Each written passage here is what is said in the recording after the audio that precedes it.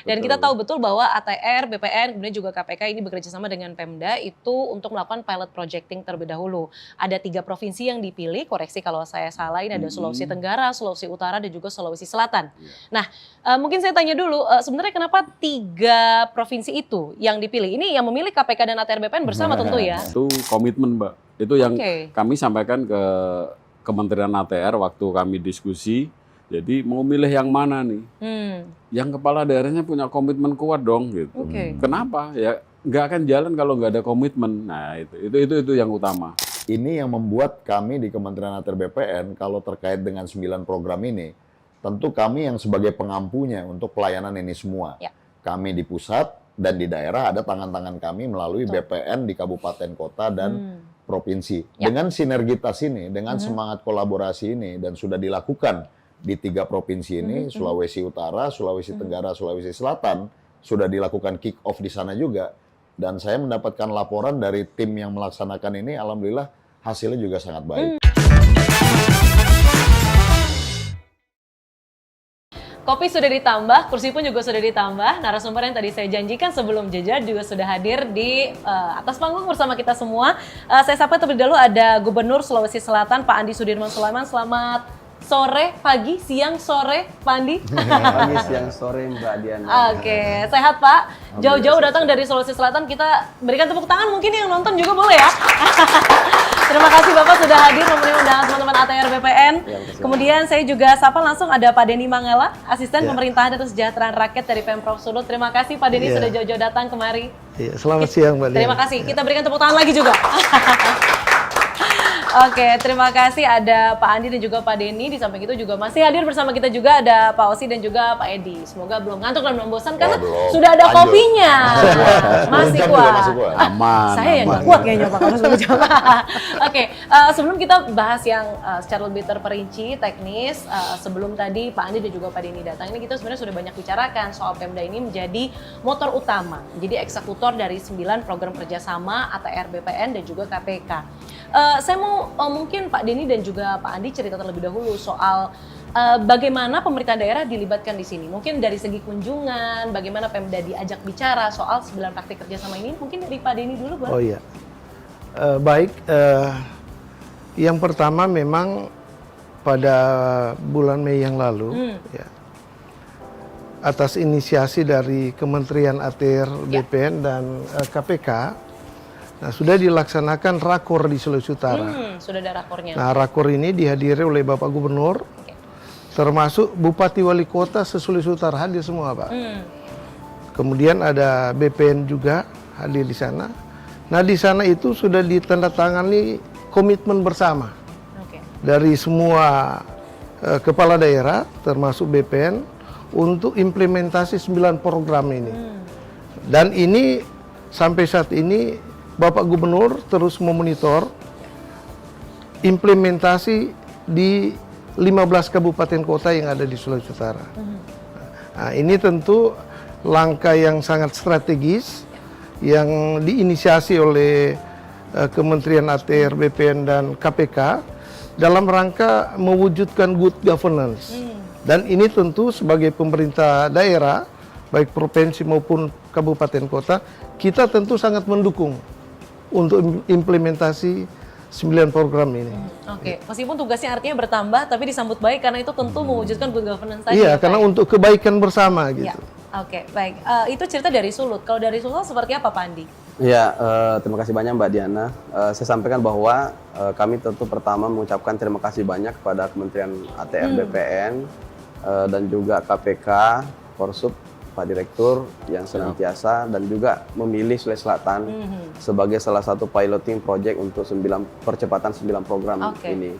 Dan kita tentu menyambut baik karena selama ini tentang agraria itu, tentang pertanahan selalu terdengar masalah rumitnya, perselisihan. Jelimet gitu ya Pak Andi.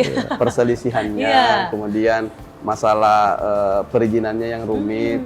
Kita tidak dapat tuh isu-isu tentang bagaimana percepatan PAD, bagaimana percepatan investasi, kepastian hukum. Dengan ada program ini tentu ini sangat baik karena tentu dengan dipilih Sulawesi Selatan ini bukti bahwa Sulawesi Selatan ini sebagai salah satu wilayah yang memiliki komitmen dengan laksanakan kemarin ada penentang bersama untuk kesepakatan bahwa kita komit untuk bagaimana mempercepat program ini. Oke, ini juga sebenarnya yang banyak ditanyakan oleh masyarakat. Tadi juga sempat dibahas ataupun disinggung sedikit ya sama Pak Edi dan juga Pak Ausi.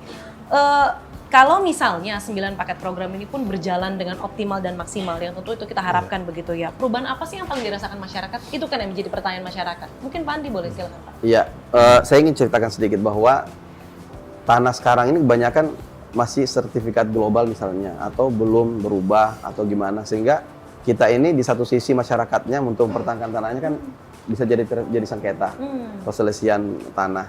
Kemudian di sisi lain pemerintah kami ini dapatnya bahwa kita susah nih, masih tercatat tanah-tanah itu sebagai target objek PAD yang bagus, tapi justru tidak tercatat dengan baik.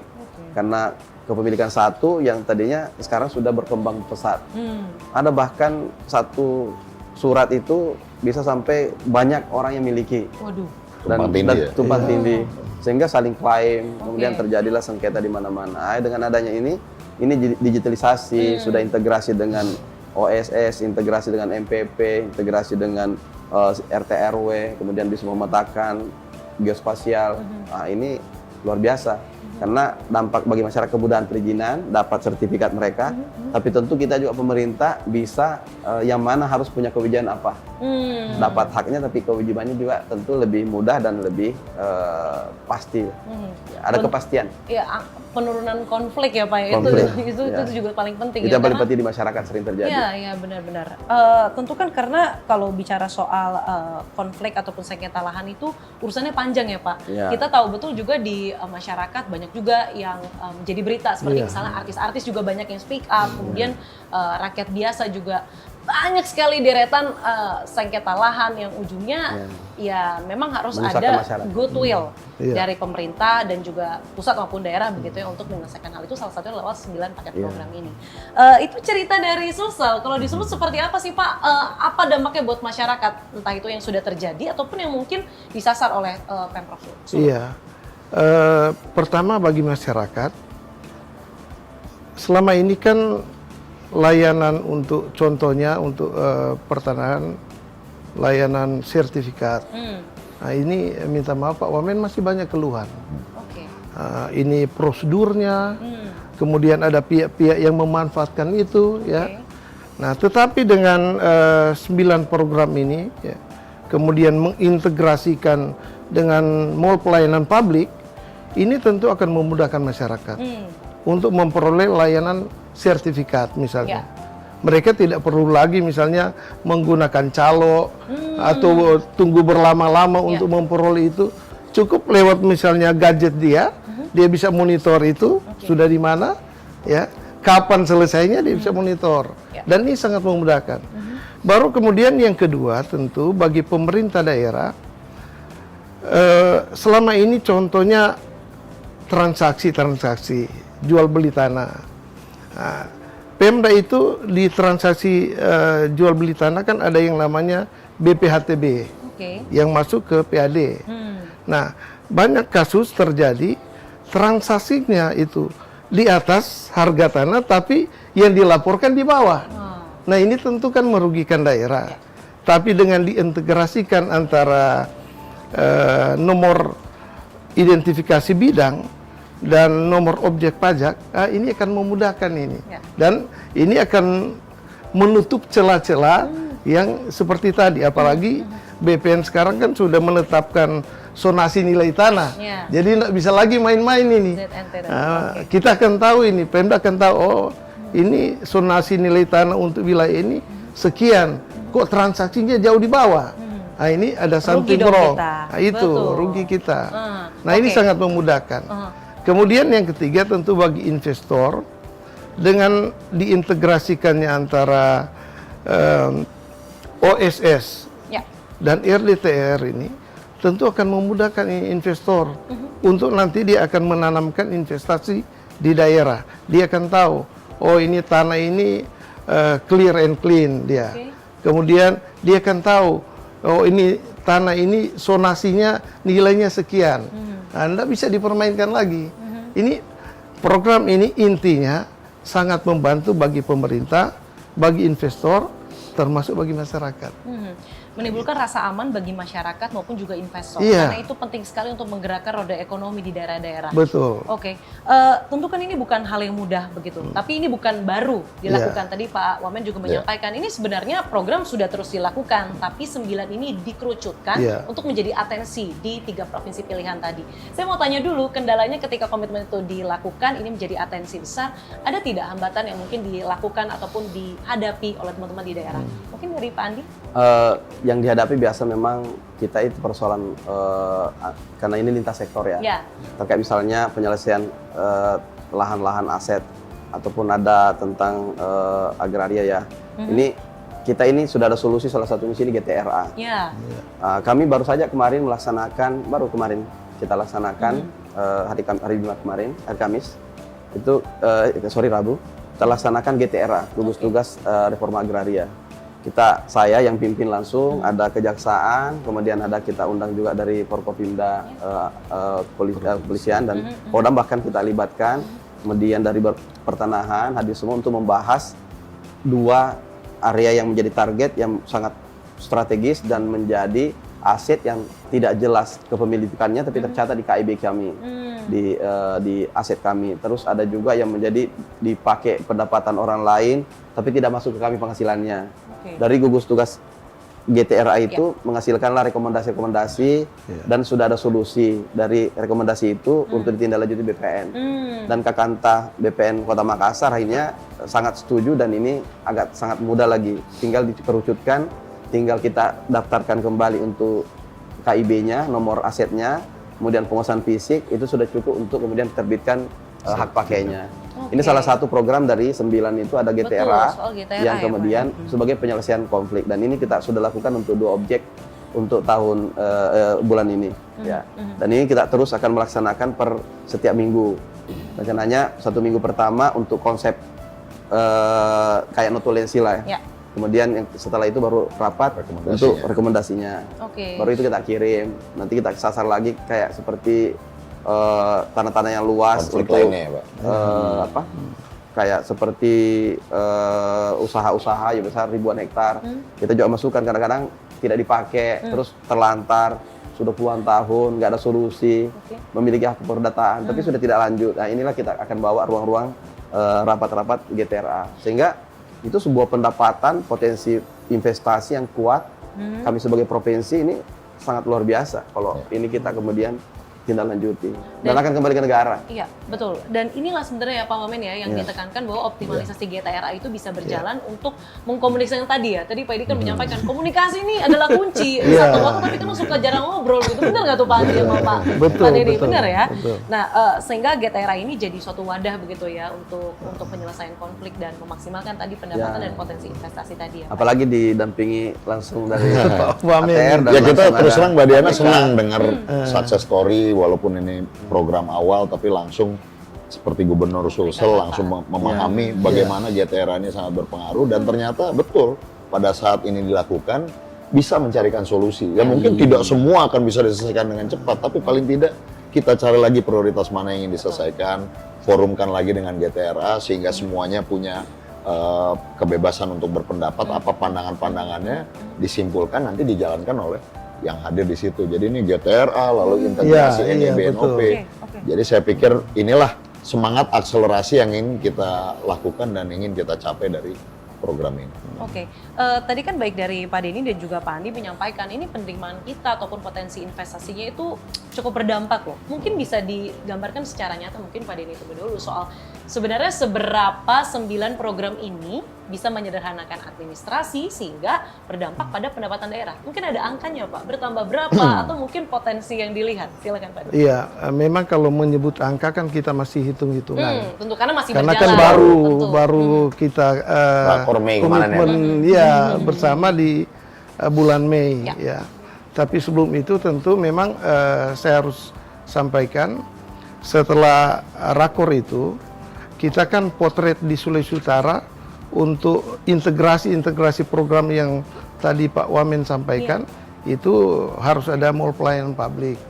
Nah kita di Sulut ada 9, jadi kita masih ada target 6 ke depan Pak Wamen. Dan Bapak Gubernur, Bapak Majen TNI Purnawirawan Julius Silvanus itu mengendorse Bupati Wali Kota untuk secepatnya itu menyiapkan itu. Ya, supaya nanti juga ini kan akan memudahkan masyarakat. Nah, ke depan tentu setelah semua ini terwujud, kita harapkan itu PAD masing-masing daerah, baik kabupaten kota maupun provinsi, dia akan meningkat. Seberapa besar itu, ini masih dalam hitung-hitungan karena baru dimulai ini, gitu. Oke, baiklah. Mungkin saya beralih ke Pak Edi. Takutnya Pak Edi ngantuk nih, kebanyakan dirinya nih nanti ya. Serius Saya ini. mention dulu.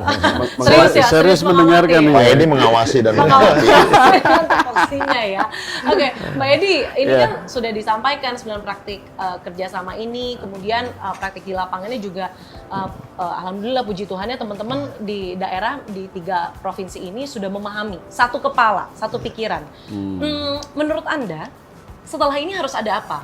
Kan Anda di luar mengawasi begitu ya, harus ada percepatan seperti apa yang dilakukan supaya teman-teman di wilayah ini juga, tadi ada kendalanya beberapa begitu ya, yang sebenarnya harusnya bisa diselesaikan dengan komunikasi, yang harus dilakukan supaya semakin menambah pendapatan daerah dan lain sebagainya.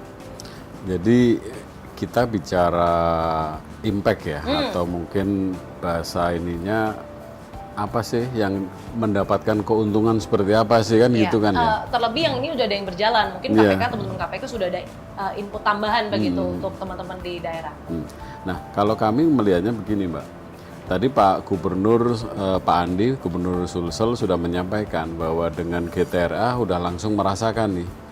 Selesai itu masalah. Ternyata dirapatkan bersama yang mohon maaf selama ini mestinya tanpa program ini pun harusnya dari dulu sudah bisa dilaksanakan kan gitu ya. Nah tapi kalau kami melihatnya dari sudut pandang yang lain.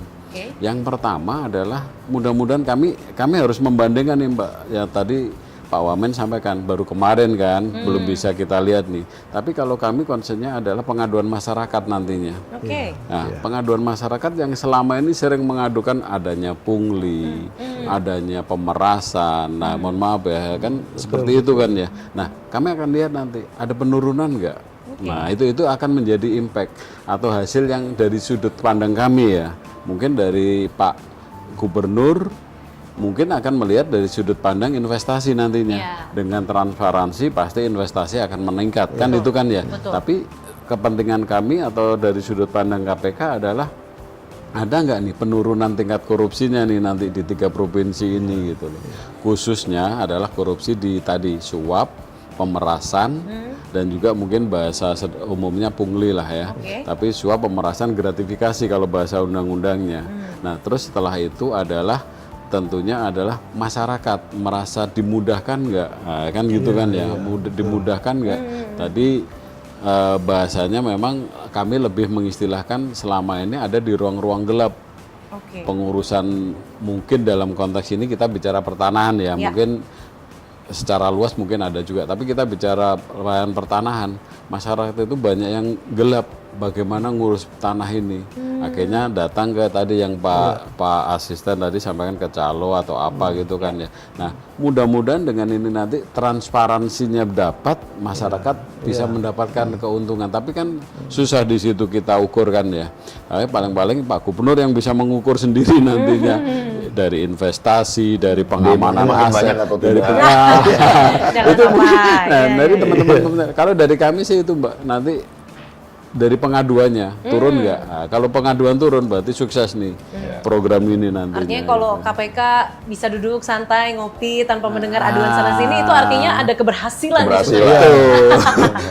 Kerjaan makin dikit itu sukses loh. Dan kita harapkan begitu ya Pak ya. Kita harapkan begitu. Oke, saya mau mention sedikit soal pungli. Ini karena suatu hal yang menjadi concern masyarakat. Mungkin Sobat ATR BPN juga menaruh concern di sini. Saya mau tanya ke teman-teman daerah, sebagaimana 9 program kerjasama ini bisa menurunkan celah-celah pungli itu, Pak? Ya, ini kan kalau sudah ada sistem digitalisasi, biasanya kita kan sudah bisa online. Kemudian kita sudah mall pelayanan publik sudah ada semua di kabupaten kota. Bahkan kami provinsi sudah punya juga mall pelayanan publik sistem digitalisasi. Sehingga kita bisa melihat di situ bahwa terjadi proses-proses yang secara digital, agak tidak lagi tatap muka, tidak lagi harus ketemu, telepon dan sebagainya. Itu tinggal mengisi saja. Dan kemudian seperti ini akan terjadi percepatan. Misalnya OSS ini kita 7 hari langsung sendiri jalan. Setuju tidak setuju jalan dia. Kalau area-area yang tidak beresiko. Ada tingkatannya. Tentu ini akan membuat image pada masyarakat bahwa ini mudah. Selama ada MPP sekarang ini, apalagi kalau sudah integrasi dengan pertanahan ini, pasti masyarakat akan senang. Karena ini akan memudahkan masyarakat untuk mendapatkan haknya. Yang kedua, dampak yang kami dapat itu, kalau nanti ini salah satu GTRA kita ini yang bahas kemarin ini, nilainya 1 triliun, Mbak. Kalau ini nanti kita bisa berhasil untuk sertifikat standar provinsi, itu sebuah capaian yang besar yang dimotori oleh BPN, ATR, dan KPK pendampingan. Tentu kami yang dapat manfaatnya. Bahwa kami punya lahan yang selama ini tidak memiliki alasak, tapi tidak kemudian terjadi sengketa, dicari jadi pendapatan orang lain. Pendapatan ada fasilitas yang dipakai orang. Sehingga ini nanti kalau jadi masuk pendapatan kita kan luar biasa. Belum lagi asetnya. Di Kota Makassar lagi. Betul. Nah, ini luar biasa. Itu loh penting inventarisasi aset tadi ya Pak ya. Ini sekitar 10 hektar lebih. Buat lokasi. Good start. Good start ini. 1 triliun Nah, ini ya, Pak, GTRA ini kalau kita gedor terus di poin berapa ya, kalau tidak salah poin 7 ya. GTRA tadi. Nah, ini luar biasa, bisa optimalisasi kita. Oke, baik. Dan itu bisa menjadi investasi ataupun program-program Astacita. Kita punya lahan. Yang semua di wilayah Indonesia agak kesusahan lahan kan. Karena ada program-program sekolah rakyat, ada kampung nelayan, ada kemudian program-program KDMP dan sebagainya. Bapak Presiden mencanangkan, tentu kita akan menyambut dengan adanya kesediaan daripada availability dari lahan. Ada sekolah Garuda, sekolah unggul, dan semuanya itu untuk daerah. Menarik sekali. Karena bagaimana sebuah langkah ataupun komitmen kecil itu bisa berdampak uangnya seabla-abla Pak. Maksudnya 1 triliun untuk 1 sertifikat. 2 lokasi. 2 lokasi. Ini luar biasa. Good start seperti yang Pak Wamen sampaikan. Kalau di Sulut Pak, tadi kan banyak mention soal mall pelayanan publik. Kemudian sebenarnya Pemprov pun juga sudah memetakan begitu ya. Ini stigma di masyarakat kalau ngurus sertifikat dan lain sebagainya itu pasti jelimet. Nah, hal-hal yang ada di 9 praktik program atau praktik kerjasama ini, bagaimana bisa pelan-pelan membantu menghapus stigma tersebut kalau di Sulut? Iya. Jadi kan setelah ada komitmen bersama seluruh kepala daerah yang saya sampaikan tadi dengan dan semuanya BPN, pasti menyanggupi dong Pak. Iya. Ya, kalau nggak sanggup nanti kan, Pak Gubernur marah ya. Setelah itu kan langsung dipublish. Oke. Nah, dipublish itu masyarakat dia tahu, ternyata sini sudah ada layanan pertanahan itu yang online. Oke. Nah, dengan begitu kan stigma-stigma selama ini bahwa berbelit-belit, harus melalui calo, ini akan terhapuskan. Karena tidak ada lagi yang tadi Pak Gubernur sampaikan face to face untuk memperoleh pelayanan. Semua serba digital. Dan ini pasti akan didukung oleh semua masyarakat. Ini kan tugas kita adalah membangun public trust. Langkah strategis dari BPN, ATR sama KPK ini adalah upaya untuk mewujudkan public trust itu. Oke, Mungkin baik. itu. Karena fakta membawa pada kebenaran, kebenaran membawa pada trust itu ya, kepercayaan itu. Dan itu yang sedang dibangun lewat ini yang program sementara itu. dibangun, Oke. betul. Terakhir kita masuk ke closing vision ataupun hal-hal yang mungkin akan dilanjutkan ke depannya yang tentu sudah baik ini. Kalau misalnya kerjasama ini berhasil lah, katakanlah 3-5 tahun ke depan, seperti apa tata kelola pertanahan dan juga iklim investasi yang ingin Bapak-bapak ini sebagai pemimpin di daerah masing-masing ingin Anda lihat di wilayah Anda masing-masing? Dari Pak Andi dulu silakan. Kita berharap ketika pelaksanaan ini akan kemudian terjadi kemudahan-kemudahan masyarakat, ada kepastian terhadap pembangunan, investasi, dan kemudian pendapatan-pendapatan bagi kami. Termasuk masyarakat kami juga tidak segan-segan lagi untuk investasi untuk membangun baik secara persorangan maupun secara korporasi. Yang kedua, kami berharap bahwa yang selama ini sudah terjadi konflik, sudah ada solusi-solusi karena pemetaannya jelas. Apalagi kalau sudah berbasis geospasial ya, ini per 5.000. Satuan ini sudah semakin jelas, clear, bisa melihat sampai yang paling detail. Sudah ada RDTR, rencana detail tata ruangnya sudah jelas. Bahwa mereka ini bisa melihat sampai yang sekecil-kecilnya untuk daerah mana peruntukan apa, dan pemiliknya siapa. Kemudian itu kan semuanya bernilai uang, karena kekayaan negara termasuk daerah ada dua sisi, baik uang maupun aset. Ya. Kalau kami tidak bisa memiliki banyak uang dalam bentuk money cash-nya, cash in itu, maka aset yang banyak juga termasuk adalah harus dikelola. kelola. Kalau sudah jelas status legal standing-nya, maka dia akan menjadi sebuah aset kekayaan yang kemudian menjadi kepercayaan untuk melaksanakan sebuah program-program pembangunan, dan ini akan menjadi neraca kami akan bagus ke depannya. Sehingga kami juga sebagai daerah itu bahwa memiliki kekuatan-kekuatan ekonomi karena ditopang dengan kekayaan yang lebih kuat, seperti itu. Tentu kekayaan itu yang nantinya juga berdampak pada kesejahteraan masyarakat itu sendiri, karena digunakan dari dan untuk masyarakat. Ya, karena masyarakat sekarang kan, kita tahu lah masyarakat banyak disibukkan dengan hanya mempertahankan tanahnya sendiri. Nah, ini kan jangankan tanah negara ya, tanah-tanah pribadi saja ini juga sangat rumit, balik nama dan sebagainya. Ini kemudahan-kemudahan seperti ini tentu sangat baik karena sudah jelas siapa memiliki yang mana. Oke, baik. Kita harapkan transformasi itu ada di Sulawesi Selatan. Ya, silakan dari Sulawesi Utara hari ini. Untuk Sulawesi Utara, pemerintah pusat kan sudah menetapkan 2 kawasan ekonomi khusus di Sulawesi Utara. Satu itu namanya Kek Likupang. Itu Kek Likupang itu adalah kek pariwisata super prioritas dari 5 di Indonesia. Nah, salah satu itu di Sulawesi Utara di Kek Likupang. Yang kedua itu namanya Kek Bitung. Nah, ini 2 kek ini adalah pusat pertumbuhan ekonomi baru di wilayah Sulawesi Utara. Nah, tentu dengan implementasi 9 program dari ATR BPN dan KPK ini tentu akan makin menciptakan iklim investasi yang kondusif di Sulawesi Utara, terutama dalam rangka menumbuhkan 2 kek ini supaya dia makin geliat lagi ini, makin berkembang bagus untuk peningkatan ekonomi di Sulawesi Utara yang dampaknya akan dirasakan juga oleh masyarakat Sulawesi Utara. Dan itu yang menjadi visi Pak Gubernur, memajukan Sulawesi Utara. Sulawesi Utara maju, sejahtera dan berkelanjutan di pintu gerbang Asia Pasifik. Amin, amin paling serius Pak itu untuk Amin. itu ya. Oke, saya mungkin beralih ke Pak Edi terlebih dahulu, nanti Boleh. Pak Osa sebagai penutupnya ya Pak, boleh silakan Pak. Harapannya ketika, kalau tadi kan di daerah masing-masing, tentu harapan KPK 3-5 tahun ke depan untuk 9 program kerjasama ini. Jadi yang pertama tentunya langkah berikutnya Mbak ya. Jadi dengan di-trigger oleh 3 provinsi ini diharapkan next ke provinsi yang lain, itu tentunya ya. Dengan next ke provinsi yang lain, mungkin masing-masing provinsi ya mudah-mudahan sih tadi Pak Gubernur memberikan contoh ya, bisa dengan konteks yang baik ya Pak ini ya Pak ya. itu jadi mendapatkan hasil yang ya sesuai kondisi daerah masing-masing lah ya, karena kan pasti berbeda-beda kan kondisinya.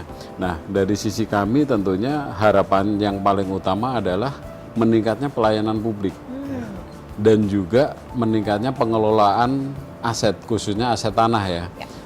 Yang ini yang paling penting Pak, yang bebas dari tindak pidana korupsi. Nah, itu fokus di kaminya. Jadi manfaat ya mudah-mudahan benar-benar dinikmati atau dirasakan oleh pemerintah daerah dan khususnya masyarakat secara umum. Tapi kalau dari kami konsennya mudah-mudahan pelayanan kepada masyarakat, pelayanan publik kepada masyarakat dan juga pengelolaan aset tanah bebas dari tindak pidana korupsi. Itu Mbak. Oke, baik. Terima kasih Pak Deni. Sama-sama. Silakan Pak Osi. Baik Mbak Diana, terima kasih banyak. Jadi pertama yang ingin saya sampaikan adalah bahwa 9 program kerjasama kami dengan KPK dan juga seluruh pemerintah daerah ini tentu sejalan dengan apa yang menjadi harapan dari Bapak Presiden Prabowo Subianto untuk menghadirkan satu pemerintahan yang bersih, yang akuntabel, tapi juga memberikan kemudahan bagi masyarakat. Dan inilah kemudian kita bisa lihat beberapa dampak kecil yang sudah mulai dimunculkan. Yang kedua yang ingin saya ingatkan dalam forum ini adalah tentu transformasi ataupun perubahan ke arah yang lebih baik itu akan membutuhkan effort yang tinggi. Tidak semudah membalikkan telapak tangan. Tidak akan berjalan secara instan. Ada upaya konsisten yang harus kami lakukan dari sisi kementerian, dibantu oleh KPK dan tentunya pemerintah daerah. Kami juga mengajak agar terus kukuh, konsisten tegar untuk kemudian terus berupaya untuk menghadirkan, karena ini apapun yang kita hadirkan adalah untuk kebaikan masyarakat. Jadi tentunya ini adalah pahlawan-pahlawan kami yang ada di daerah, yang berada di garda terdepan, kami berterima kasih. Tapi mudah-mudahan kita semua punya semangat pantang menyerah terkait hal ini. Perubahan mindset, perubahan transformasi, budaya, culture, ya ini tentu membutuhkan waktu, tapi mudah-mudahan akselerasi ini bisa kita lakukan. Dan tujuan akhir yang ingin kita harapkan tentunya pada saat masyarakat bisa tertawa, datang ke kantor-kantor pertanahan, datang ke kantor gubernur, ke kantor bupati, wali kota, menyampaikan bahwa proses sertifikasi kami sekarang lebih mudah, Pak. Sekarang alhamdulillah lebih baik. Sekarang pelayanan BPN lebih sempurna. Inilah yang kami harapkan. Yang kedua juga investor datang ke daerah-daerah tanpa harus bertatap muka dengan banyak orang, bisa melakukan kegiatan bisnisnya, menyelesaikan proses perizinannya. Termasuk pemerintah-pemerintah daerah bisa menata aset-asetnya, bisa mendapatkan PAD yang lebih banyak untuk kemudian melayani masyarakatnya masing-masing. Nah, itulah tujuan akhir yang tentunya ingin kita lihat. Kalau itu bisa tercapai, ditambah bonus yang sangat tinggi, bisa meminimalisir adanya tindak pidana korupsi, ya itu semakin sempurna. Itulah yang akan membuat Kementerian ATR BPN merasa bahwa program ini alhamdulillah bisa berhasil, dan begitu pula dengan KPK. Jadi kami titip kepada teman-teman di daerah, Pak Gubernur, Pak Asisten, terus bersemangat, jangan pantang menyerah, Pak. GTRA pun nanti pasti ada tantangan dan juga cobaan-cobaannya, tapi kita harus tegar dan berusaha untuk semua permasalahan insya Allah ada solusinya. Saya pikir itu dari saya, Mbak Diana. Semangat pantang menyerah, karena hal yang benar dan baik belum tentu mudah dilakukan ya Pak. Betul, ya? betul. Oke. Dan mungkin itulah yang akan menjadi percontohan ya 3 provinsi ini untuk mungkin teman-teman daerah yang nanti SM goes by. Itu bisa akan bertambah. Expansion. Insya Allah segera kita lakukan. Segera dilakukan. Terima kasih banyak. Kita mungkin boleh berikan tepuk tangan untuk keempat narasumber kita hari ini. Terima kasih Pak Andi, Pak Osi terima kasih banyak, Pak Denny dan juga Pak Edi terima kasih banyak waktunya dan juga kebersamaannya selama kurang lebih 1 jam ke belakang tadi ya. Oke, terima kasih banyak Sobat ATR BPN sudah menyimak dari tadi atas kebersamaan Anda. Kita jumpa lagi di podcast ATR BPN berikutnya. Saya Diana Valencia, sampai jumpa. Thank you, Pak Gubernur. Terima kasih, Pak Asisten. Terima kasih.